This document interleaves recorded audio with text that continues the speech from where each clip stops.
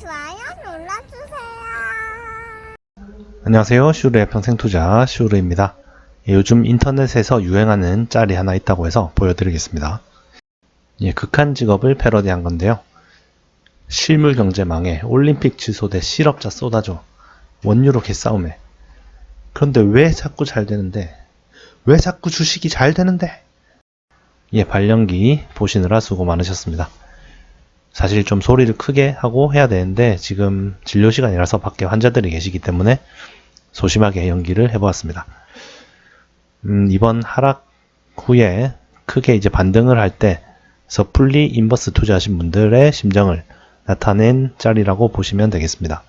곱하기 2짜리 하신 분들은 더욱더 심하실 거고요. 아무것도 해결된 게 없고 계속 사태는 심해지고 있고요. 악재만 가득한데 도대체 왜 더 내려가지 않고 오르냐, 이런 의문이 든다는 거죠.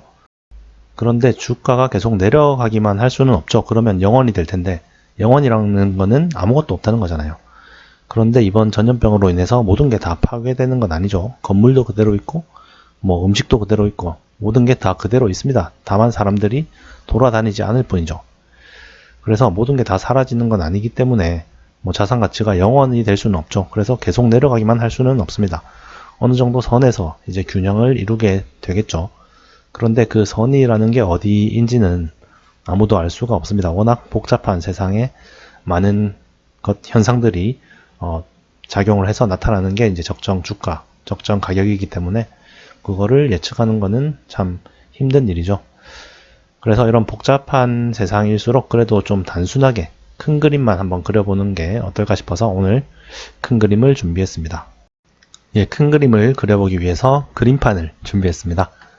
가게가 있고요. 기업이 있고 은행이 있고 중앙은행이 있습니다. 보통 가게랑 기업에서 돈을 벌죠.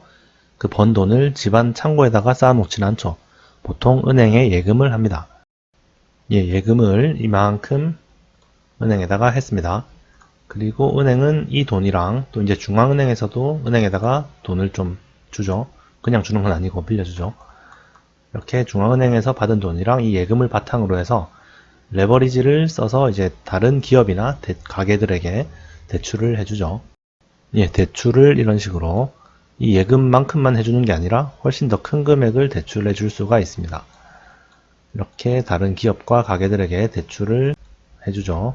이 대출이 커지면 커질수록 결국 자산의 가격이 올라가는 겁니다. 주식이나 뭐 부동산이나 이런 자산의 가격이 결국은 이 신용의 양, 대출의 양, 결국 이게 돈이죠. 이 돈의 양이 늘어나면 늘어날수록 자산 가격이 상승하게 되어 있습니다. 그런데 이번 코로나로 인해서 어려워지는 기업들이 나타나기 시작합니다. 항공업체나 여행업체 그리고 또 자영업자들도 어려워지겠죠. 그러다 보면 대출금을 갚지 못해서 망하는 곳이 생기기 시작하죠.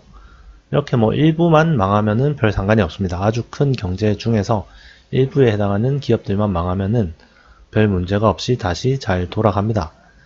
결국은 얘들이 망하는 건 왜 망하는 거죠? 돈을 못 버니까 망하는 건데 이 돈이 누구 돈이죠? 다른 사람들이나 기업의 돈이죠.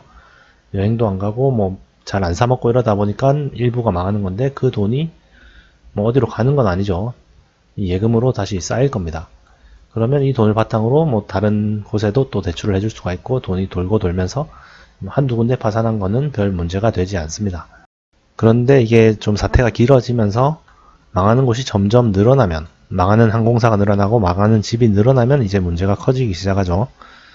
그러면 이제 심리가 많이 얼어붙고 얘들이 다 돈이 없어지고 실직자가 많이 생기고 이러다 보면은 연쇄적으로 이제 빚을 갚지 못하는 사람들이 늘어나면서 자산 가격의 거품이 꺼지게 되는 겁니다. 이렇게 되면 주가도 내려가고 부동산 가격도 내려가고 난리가 나겠죠. 그런데 중앙은행이 있습니다. 중앙은행에서 가만히 있지가 않죠.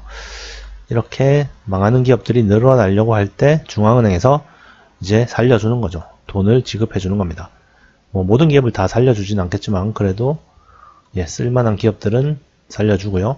그리고 망해가는 가게에도 대출을 좀 해주고 그리고 또 심리를 살리기 위해서 전혀 피해를 입지 않은 곳에도 돈을 지급해 줍니다. 그건 중앙은행에서 하는 게 아니고 정부에서 해주는 거죠. 정부에서 돈을 지급을 해주는 거죠. 재난 기본소득 뭐 이런 걸로 해가지고 뭐 각 지자체별로도 하고요.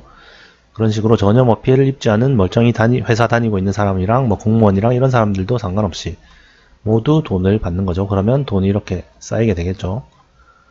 물론 돈이 급한 사람은 뭐 이걸 이자를 갚는 데 쓴다던가 그렇게 하겠지만 돈이 여유가 있는데도 받은 사람들은 이렇게 돈이 쌓여갈 겁니다.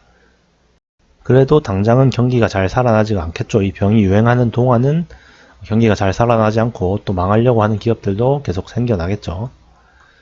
그러면 이제 정부에서는 돈을 더 풀 수밖에 없죠.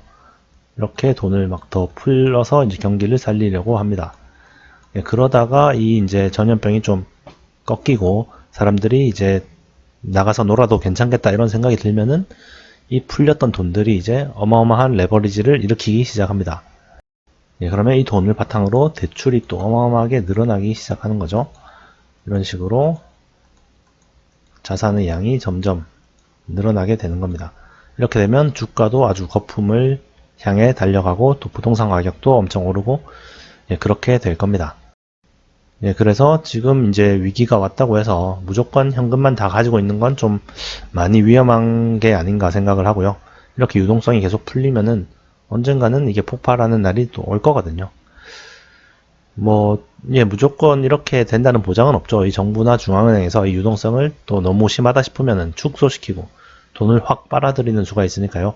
그때 속도 조절을 잘 못하면은 거품이 확 꺼지는 수가 있기 때문에 물론 그런 거는 조심을 해야 되는데 그래도 돈을 현금만 가지고 있는 거는 아주 좀 위험한 선택인 것 같습니다. 단기적으로는 어떻게 될지 정말 한치 앞은 잘 모르겠습니다.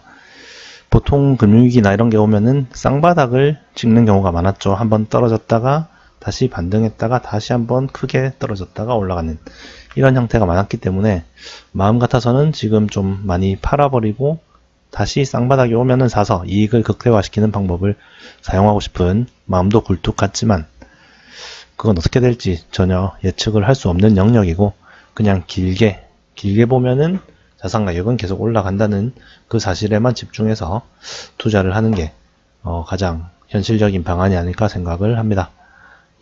오늘도 역시 힘내시고요. 화이팅 하시기 바랍니다. 감사합니다.